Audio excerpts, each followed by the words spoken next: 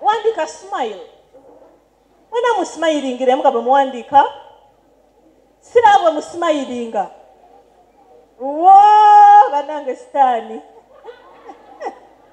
musmilinga abana musmilinga smiling sadaka smiling impera temutukubala omwana nakutokola kumocho mututu ananga nawo bamita kyakulya n'ogamba oba omwana yabaaki oba omwana agenda mu magye ebyo byonna kasi bigambo bibyo ebiri mu kukola ki omwana aba musanyufu oyo omwana atalinyiiga omwana gw'olituma ne bw'aba akooye omwana omukazi alina omwana talitugubala naye abaana abalenzi mutugubala mulinga ebibe ani amanya ekibe yimirirawo ntugubaliremu yimirira ontugubaliremu kati temukiraba nti si kirungi bambi omwakimanya batugubala naye toyina bwosimayiringa omutima gwe guba open omutima gwe guba mulungi ne katonda aba agwaniriza alaba omutima omwerufu omusanyufu kubanga obusungu tebuyina kirungi nabagambye mbasomesa softly okiraba nti ekitalina makulu bwe mba nkyogedde naye ate genda okikozese ojja kuwulya kyengi gy'onaaba nayo ojja kuwulira abantu bwe banaagamba ojja kuwulira ne kye banaakogerako tuli ku namba kyoba teekawo nti help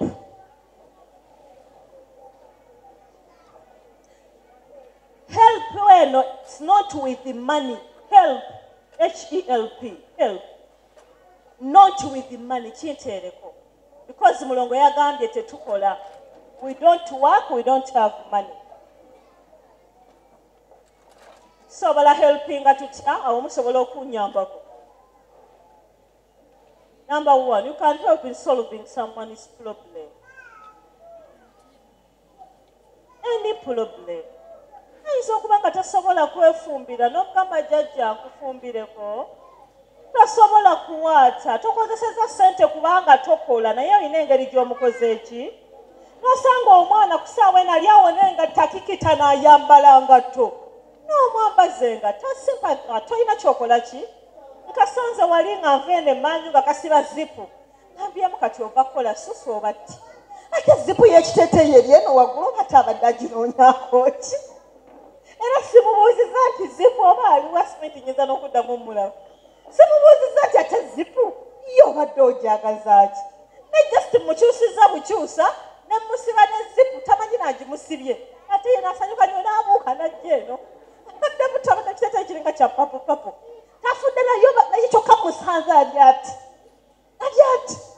naye bwe ngimusibye tafudde naye okumanya ani agi nayenza you solved her problem setaga kumanya ate gwe solvingidde ekizibu ekyo kiri simple agenza musanyufu nyera singa abadde mukulya agenza agamba barakallahu fiiku naye abadde muto agenza bugenzi nga ali happy kuba kyekibadde kimulwisiza mu kinaabiro kikoze eki kiwedde yamba mu busobozi bw'okola ki ayinza okuba ku domitry oli awo otudde olaba naddala ffe abasomeranga amasomero agalina primary ne secondary ne bw'oba mukulu ng'ono ali mu senior 1 ne bw'oba mwekana ne bw'oba musinga omaze okusoma ebitabo olinga otwo tukutwala oli awo oli domanti waliwo akunya wali engoye tewali mwana agenda kugamba wabula shamimu olina agayisa agabi n'ojja n'onjolezaako gyali olowooza kweyolezaako agenda kuwulira atya olowooza katonda agenda kusasula ani kwayozezza ne gwe boolezezzaako bw'okikola ofiirwa ki ekyo oyamba ekyo ky'osobola okukola ki kati nze programu gye nkola sisobola kuyamba buli lunaku kuba financially sente sizikola ki naye ayimobilize ngamba abazadde bammwe nti banange munsondereko tuyambe omuntu ki sijje mu nsawo yange naye bankwatiddeko era gwe tuyambye n'asanyuka nnyo n'olwekyo yamba kale sirika yekiberenge ekyo n'olwekyo yamba n'ekyo ekitono ky'osobodde not financially namba eddako eriki give time omuntu omuwa obudde asanyuka mwali mugezeeko mukyalo ne mukyala omuntu gwe mukyalidde omukulu bw'aba abasiibula agamba ati mwebale kujja kundabako mwebale kunfisiza kadde ekyo kye bayita time fisa time okyalira abalwadde tekiriiko myaka ne mama enyini ezobuga mama nga tuludde okulaba ku jjajja gwe bonaaba ovaayo ewa jjajja nga mumaze omutwalira ebyokusibulukuka nga mumaze omubuuzaako gwe kennyini ojja kuwulira dduwa zagenda okubasabira gwe kennyini ojja gamba mulongo kyayogera kyali ki mama njagala kulaba ku baaba egindi era jjagala ngansanyusa okulaba n'ofiisi zaawakadde n'ojja n'ondabako temukiwulirangako obudde bw'omuntu kikulu nasina budde nze sina na budde bugamba mbuno ngende mugiryeko mama ngamba ngende nkumeko baba wange yazadde nze sina na budde obudde buweeyo nga saddaaka obudde buweeyo nga kyowadde Katonda obudde buweeri omuntu oyo abwetaaga Harriet, come and help me here. I don't have time. I'm going to pray. See what you damu. Obudde tobumukoze eki nagamba Ramadhan jangu nyambeko kwa yedinda koze ngenda kusamba mupiira akadde ako tokamukoze eki tosobola muwa financial help oganya muwa prayers then ne time eganya okuwa munno oba omuntu wo n'olwekyo muwe time kuba gwe ng'omwana wooli gyesobodde banna abato bisawo akadde okebere mu katanda kaabwe oba beebase oba ensiri zibaluma oba baataddeyo neeti oba suwaani ze baaliiriddemu baazigyeewo give time naawe bw'oliba oyagala tayimu naawe baligikuwa naye naawe olituuka ng'oyagala tayimu ya mulongo nyina kyenjagala okugamba kugambe sirina budde nga naawe bw'otaabuyinanga nga banno bakola ki mulongo mama yabadde alina byangambye nkugambe nampa n'akapapula kano kugamba you don't have time nga naawe bwe walabanga ng'obudde tobukola ki awo lw'olitegeera mulongo lyasomesa ekigambo ki ekiddako muteekeeko patience wano muteekeewo be patience in difficult times difficult and rely on God. Weesigame Katonda naddala mu buseera obuzibu ate obeere mugumiikiriza. Kubanga bw'otaba mugumiikiriza omwana ayinza okulinnya wano nga tufuluma. Mugumiikiriza. Naye omwana atalina bugumiikiriza atalina Katonda oluba luki? Olwo luba luyi oninyidde ki onsambidde ki naye nga bambi akikoze takoze eki tagenderedde kubanga obutaba na bugumiikiriza oba n'obusungu obwo obwettumbiizi obuyinza n'okukuleetera okukwata akambe oba ejjambiya n'otema omuki bingi manyi mulina challenges nnyingi ze siyinza kwogerako nga human being n'omuto oyo alina challenge enjala eyinza okuba nga emuluma Nama mugumiikiriza ate n'osaba Katonda kyembagambye ne weesigama ku ki Katonda wange naye ng'obusungu bumpitiriddeko nze buli kaseera nze gwe bagoba n'omwana ono nga njoga nnyo kwegamba kaseera konna akazibu k'oyitamu Katonda ajja kuwa solution era ajja kuba akubuulira ekiddako. Muwandiike forbid evil. Forbid evil. Teekawo bracket. Stop others from being over harsh, over harm. Kyekiri kyembagambye nomulaba nga yakaana omugamba owaayi kamoga kakana kola ki kubako koyamba gwe kubanga wawulira mulongo asomesa nti mulongo agamba preventing eng'ebibi ebikola ki ebijja nze musanga bali ku kkubo tali patience agala kusala emmotoka zi gwe n'omugamba wayi kakana linda zino esatu ziveeyo neziva e Kampala tuzikole ki ziveeyo tulyoke tusale oba oyina bingi by'otaasizza oba oyina bingi Katonda by'omukoledde n'obulamu bw'omuntu oyo agenda okukola ekibi nabwo oba oyina ky'obwongeddeko ewaddako another one tuli ku namba meka wandika remind okujjukiza bino bye birungi by'olina okukolera ebigenda okuyamba ne bw'oba okola ne bw'oba tokola ne bw'oliba ofumbiddwa ne bw'oliba tofumbiddwa ne bw'oliba oli luddawa mu bulamu bw'ensi eno. Kirungi okujjukiza. Tuyinza okubeera wano omwana nga yagambye ombuulirako saa 8 bwe ziwera ngenda kusaala. Namugamba Hajara saawa no ziweze. Namugamba ombuulirako ngenda kumira mpeke saa 7. Namugamba saa 7 ziweze. Oyinza okuba omulaba nga awaba mwali mutandika okusoma n'ogane twewale ebigurupu twewale kino twewale kiri. Namugamba waaye Ashirafu owaba mulongo yatugana balansi. Era bw'aba mwana ng'ategeera agenda okujjukala mutuufu mbadde njizizaayo n'agisika n'agikola ki n'agizzamu n'agitambuza bulungi nga bw'ebadde. Lwekyo okurimindinga omuntu oba oyambye oba owaddeyo ate nga towaddeyo financially ate oba ofunye empeera ate naawe oba oyongera okuyiga. Omwana mugambe sweetie badde manya ayina kyalya. To remind them to stay in a right path. Osobola okuteeka bracket yako. On a right track, on a right way. N'atawaba. Means I got to remind the friends to stay on the right way, or on the right track, or on the right whatever. Twanguwe, tugenda kuki? I will talk softly. Mulongo yatuganda tukole ki? Nti twogere bulungi. Bracket, don't be rude.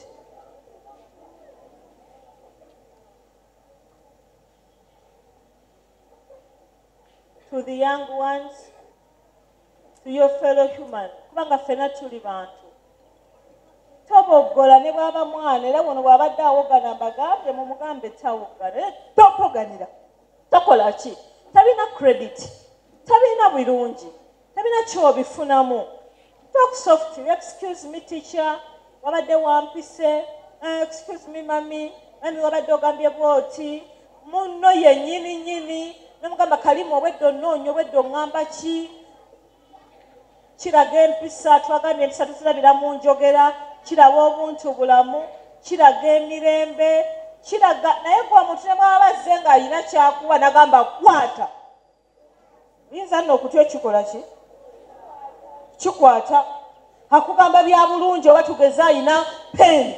Agagwe n'okubulire nze sizannyirwako. Akunyumiza bunyumiza. Nze okumanya sizannyirwako ne waka bammanyi. Kati olaba ggwe nzi wano ku ssomero tonnayombako naye naye engeri gyakunyumizaamu. Era bukyayogera weeyongerako emabega. Kyayogera weeyongerako emabega. Kubanga munnange engeri kyayogeramu ekola ki? Esinga gy'anagamba naye nze nkubuulire nze naye saagala muntu anzannyirako nze wano najja kusoma saagala muntu amalako mirembe. Message eba etuuse naye nga engeri gy'ogyogeddemu ki? Yonjawulo. Thank you. Engeri gy'ogyogeddemu nnungi. Noti kumala googera kuba Katonda yakuwa okwogera. Nedda. Enamba eddako muwandiike forgive.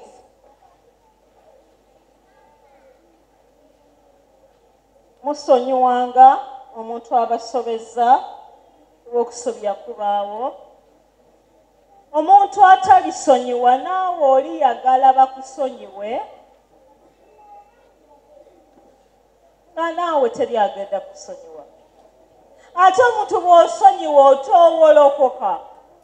Naye n'osanga mwana muto. I don't like Agnes. I don't like Peter. I don't like Ignatius. I don't like Rahman. I don't like era omubuuza what's wrong with you? Kubanga naye kennyini yaliko ki? Yaliko ekikyamu. Mwana omuto lwaki okuba obusungu bw'otyo? You don't like what and one. Who are you? Kambaweyo ka example. Omuntu alina obusungu, omuntu atasonyiwa, obanga alina ekikutiya ky'emicungwa oba ennyaanya oba amagi amavundu mu kkutiya. Oba olina abantu bangi b'otayagala. Bwe buzito bw'amagi ago, bw'oba olina 30 oba amagi 30 tegazitowanga amagi 2. Kitegeeza gwe alina abalaba abangi b'otayagala kusonyiwa onsingako obuki? Obuzito. Namba 2. That magi mavundu oba ennyaanya envundu they smell.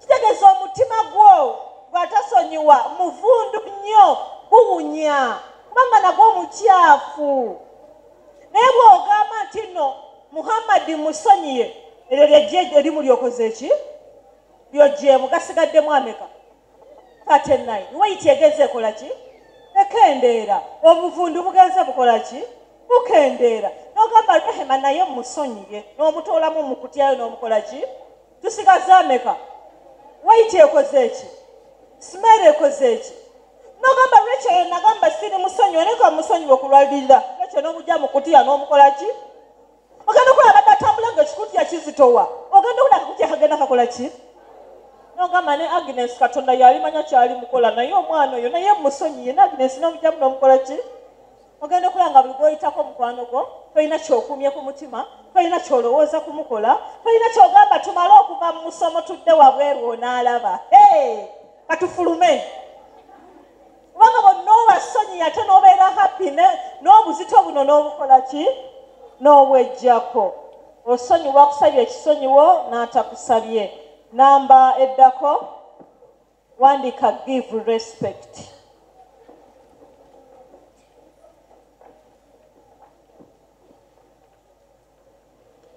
give respect number 1 starting to the maid wandika abantu bano wandika maid wandika gatekeeper wandika matron wandika teacher give respect to every human being wandika your young ones abana mubamalako emirembe n'otamu akatiba wadde n'akamu ne bw'aba ono ng'anaaba ayagala privacy era okasanga nga Katonda okonkona ekinaabiro ne keezinga abatuka respectinza gwe kaleke nekamanyi bye kabika kaleke kwemala kogona agambe Akiramu mwoli mwendi baaba okola kinaaba kale yanguwa nange naabe n'omwana n'omusanga mu toilet kubanga wapiwa nonga vayo nomuveeyo wa senior 1 muba senior 1 muveeyo watoberangako ka senior 1 nange nabeerako aka senior 1 nze nomanyi challenge nasooka okufuna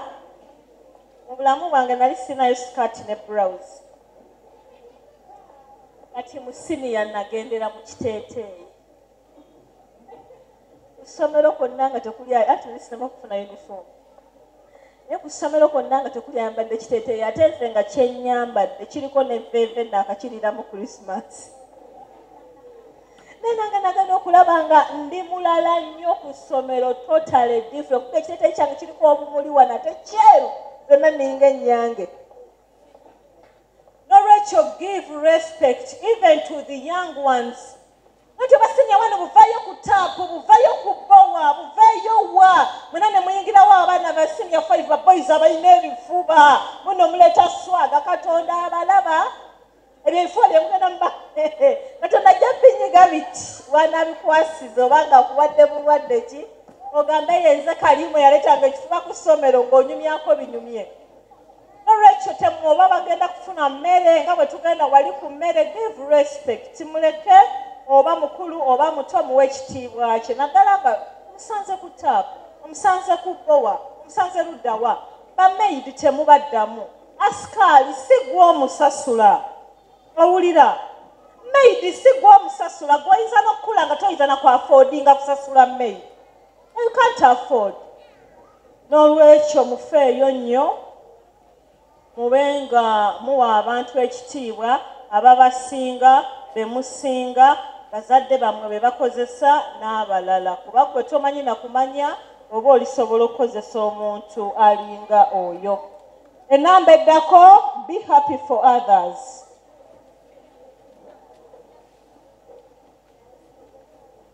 be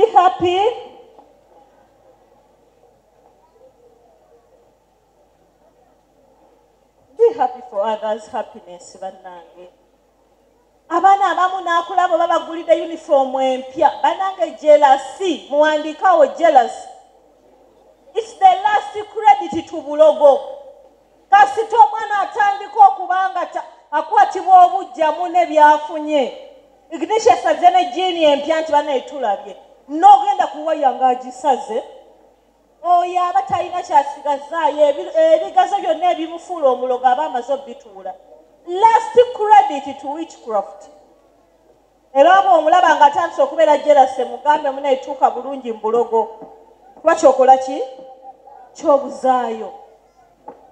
Banange gwe bagulire seeti empya nze mami yaganya ojjugwe kale ojja kumpangako nange nzije mulula ye kale. Banange ze bampadde leero milk powder luli mami yagaana okumpa. Ne Katonda mulungi nange ajja kumpa luutu ejja. Naye ono n'anyiiga kubanga namuwadde milk powder. Tetubeera jealous. Ne tugamba nti omuntu bw'abeera jealous aba ali ku ki? Last step to what? Witchcraft. Era ng'omugamba ng'otya? Omugamba atuuke bulungi era baalabayo abakola ki? Abakulabira naye gwe tolina gy'okola ki? Tomina kufuna bujja eri abantu abalala. Kati nze kambawo example. Nze natooka ne nkola ku radio naye nga bwe mba nkola tewali radio etega radio ndala. Abamu baawulira obujja nga bwe ntandika okukola radio nga bagikola ki? Mwogere nnyo kuba mukimanyi nga bagikola ki? Ne instead of okugamba tukole bulungi nga mulongo bw'akola oba exactly ate owulira nnugu kati gwagenda kukulaakulana otya? Kubanze ne bwona nzijjako nja kusigala ndi mulongo ate bwona nzizaako era bajja kusigala banninze. Ate bwonzijjako ng'oli takwagala era ledi agijjirako ddala n'atawuliriza kintu na kimu nga naawe wanzigyeko takoze eki? Takuwuliriza. N'ekyo temukwatibwanga nkulaakulana y'abalala bujja baana bange. Temukwatirwanga performance mu biwandiike. Tokwatibwanga nkulaakulana performance z'omuntu omulala. Tobeeranga jealousy. Tobeeranga jealousy ku performance y'omwana. Ayita bulungi akola biki? Nedda. Just mukope bukopi mwadmiringe mu mutima omuki. Tobeera jealousy kubanga bw'ayambala. Bamuwana yambala bulungi akola atya. Alisi naawe saba obeere ekyo okusinga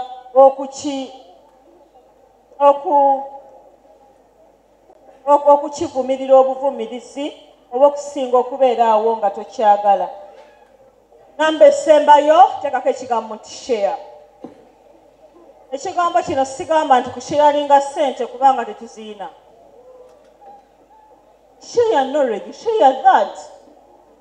Oyinza okugamba paka ku mulongo by'asomeseza share. Tobiremera. Kubanga nange sibikoze eki? Sibiremedde.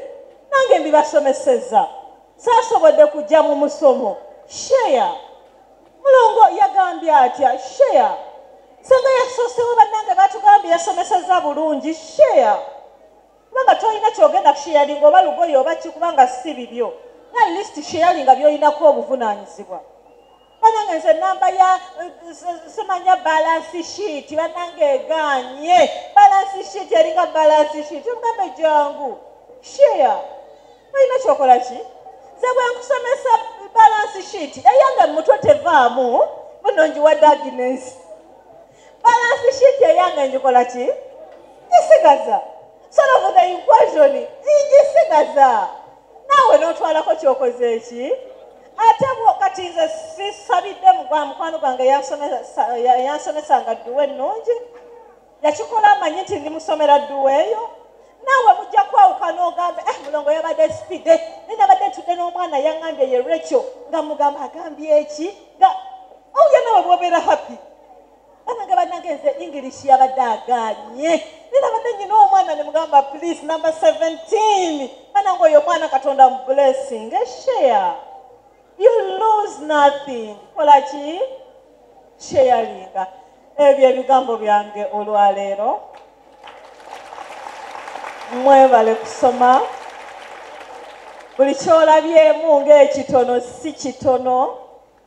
Buli kyolabanga mulongo tugambye to remind ofuna empeera okuremindinga omuntu bwoti naye ojja kubeera bubeezi ku mulimu omugambe my boss watugambye you have a meeting at 10 agambe oh thank you nga mukama wo mulamba abadde akikoze eki because wavudde mu musomo gwa mulongo nga wakiiga naddagwe okuva mu buto tolina okuremindinga munna akuyiteko nga zipu tagisibye omugambe kauma mind yo zipu because gwe mistakes mulongo yagamba dda okola ki ojja kulaba nga buli kimu kyangu meeting egwe oba omukama wagambe otunava mu meeting eno nja kulaba aba department eno akyerabire mugambe boss wagambye okulaba aba finance kiba kirungi nnyo kyetusomesezza tewali kyangu n'ekimu pastor asooka atuweeyo essaala kubanga twafunye edduwa si bwe kiri tulina okubalansinga omusomo guno gwatandise buyise essaawa 4 si bwe zibadde 5 6 7 tusomera list for 4 hours 15 minutes zokka pastor atusomeseeyo atuwe n'essaala y'okulya then tulyoke tufulume wabweru enda balindako agenda kusomesa ntuddeawo then bwe tuvaayo wabweru abato bagenda kusigalayo tuli ffenna tukomewo mu section y'abantu abaki abakulu then bwe tumala awo olweggulo tugende mu kadanke tujja kusooka n'abayimbi fresh kid wali simanyi gwe ngenda bongerezaako kyenjagala naye gwe nabasuubiza akola ki tugendagenda mu dancing competition mu bugalo bwa pastor mulimu amaanyi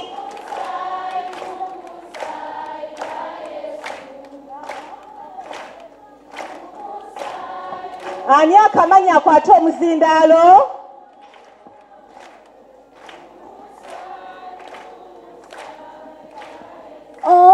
mulimu amaanyi musai mumusai twalokolebwa mumusai mumusai twanazibwa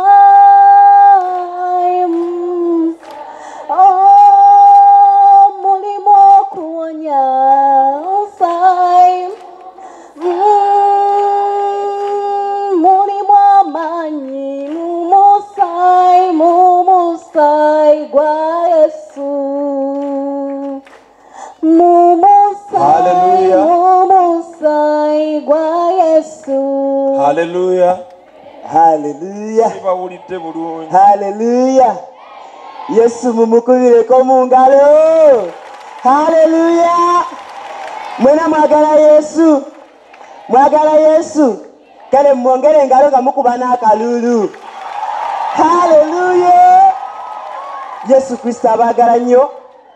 Ku ssaawa ate eno tugenda kugabana ekigambo ekya Kristo Yesu ekiyimusa buli muntu yenna oba oli muto kubanga ddala Yesu Kristo abaagala nnyo ayagala kubawanguza ayagala kubalwanirira ayagala kubafuula mukwano gye. Haleluya. Njagala buli omu owuliriza ebigambo bino era bw'ova wano olwaleero togenda kuddamu kubeera kyekimu. Yesu mukubire mu ngalo ez'amaanyi. Katutuuleko. Let us sit down kubanga abalala baatudde dda. because others are already seated. Katusooke n'okusaba. Let us begin with a Katonda prayer. kitaffe ow'omu Our Heavenly Father, mu linnya ly'omwana wa Yesu Kristo in the name Omunazaalesi, of your Son, Jesus Christ of tukwebaza Nazareth, olwa Uganda eno empya we thank you for our new Uganda etudde wano olunaku luno that is olwaleero. seated here this day today. Kkiriza tuwa omwoyo w'omutukuvu Accept to give us the Holy atusomese, Spirit to teach us, atuyigirize, to educate us, atubuulirire, to guide us, atulabule, to caution us, atuwabule, to advise us ng'ate bw'atunenya. as He rebukes Tusobole us, okugwanira mu maaso ge so that we can be worthy in His okukola presence, ebitugwanira okukola. to do what we are Ku supposed lw'obuyinza bwa to Yesu do. Kristo For Omunazaalesi. your honor, Jesus Christ of Katuddemu nti Nazareth. amiina. Let us all say Amen. Haleluya. Hallelujah. Naffe era twagala okubaaniriza. We also want to welcome you. Tujja kusooka kwaniriza bannaffe Abayisiraamu. We begin by Abali mu welcoming all the kisiibo. Muslims who are fasting. Bameka abasiiba? How many of you are fasting? Wanike bulungi. Raise up your hands up straight. Katonda abawe empeera gye mwagala. May God give you the reward that you want. Abasigaddewo bannaffe Abakristaayo mwenna, The remaining, the Christians, Abakristu, Abalokole, the Catholics, the born again, the Abaseventh-day, Seventh Days, nammwe era tubaaniriza. we also welcome you. Waliwo ensonga There is a reason lwaki olwaleero muli wano why today you are here mu luwummula luno nga luweddeko. during the end of this vacation or holiday. Mwenna mubeera mu Uganda. You're Nkakasa. all residents of Uganda. Uganda ng'eggwanga Uganda as a nation lifaanana ng'ennimiro. is like a garden oba faamu. or a swamp Farm. or a farm.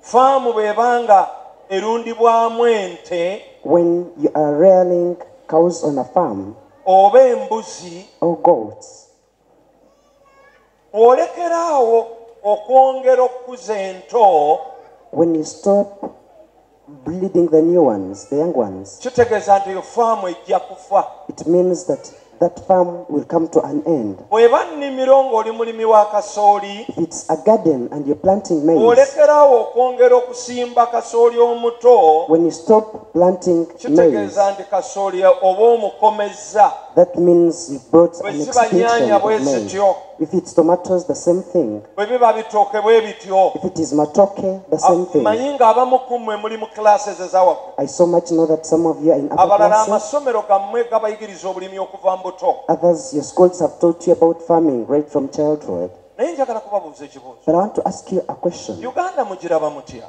How do you see Uganda? Nandyagadde munyanukule. I would like to see Uganda your mugiraba response. mutya? How do you see Uganda? Oh? Tyo siraamu uno yasoose. Oyinza okuyimusa omukono gwo nenkutuusaako omuzindaalo. I see Uganda as a beautiful country and with beautiful plants. Ndaba Uganda nga ggwanga ddungi nnyo nga Tatubuulidde mannya ge. ebirungi. She has not told us the name, Naye atugambye nti alaba Uganda but has told us that she sees ensi Uganda ennungi as a wonderful nation n'ebimera ebirungi. with good plants. Can put up your hand, give us an answer. Ebyo byalabamu.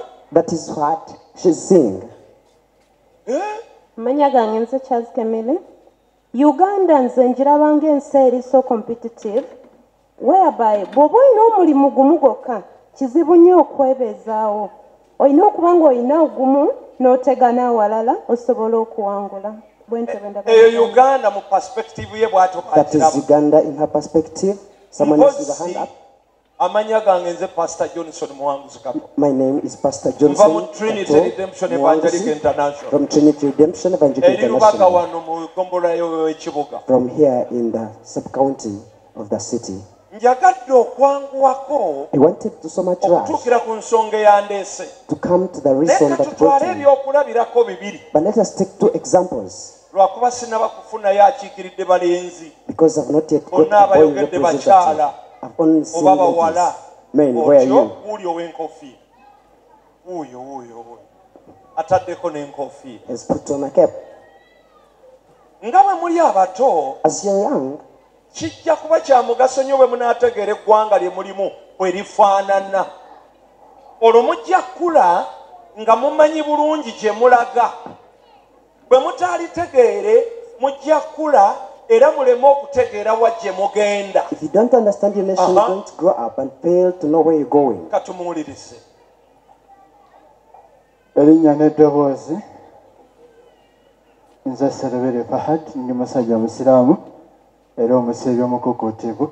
Abasiraamu mwenna assalaamu alaikum wa rahmatullahi wa barakatuh. Nze Uganda njiraba ng'ensi eyatoola n'etebenkera wadde abagirimu bo tebannatebenkera. Fahad bw'atyo bw'atugambye. That is what Fahad has told us. Uganda nsi ntebenkevu. Uganda is a stable country, Naye ng'abagirimu agambye yadde tebannatebenkera. Amanya go gwani? Mirembe Melissa. Mirembe Melissa oyina emyaka emeka? Nana. Oyina emyaka 8. Osomera ludda wa? Mshuwepe. Mu Kiwempe okusoma mu Piiki. Pitu. Osoma mu Pitu. Kale weebaza omulongo babiri essaala olw'okutegeka omusomo. Yaza mulongo babiri. Kunete wano.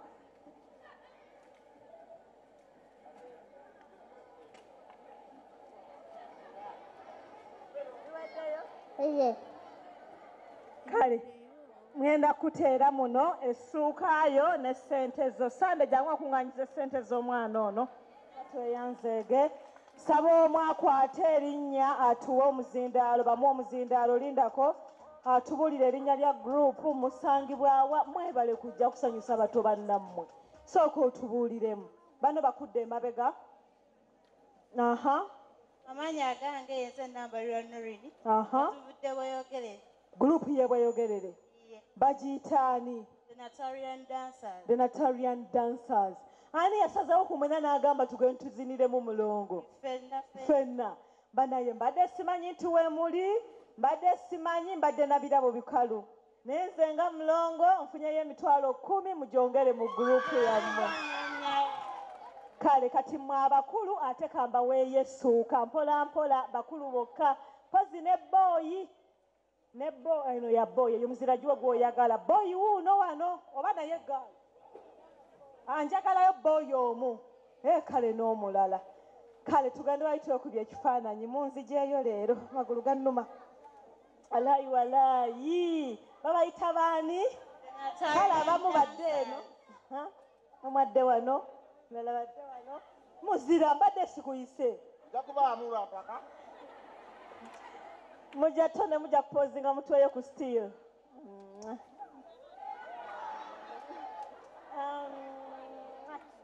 Esooka zireka tulabe.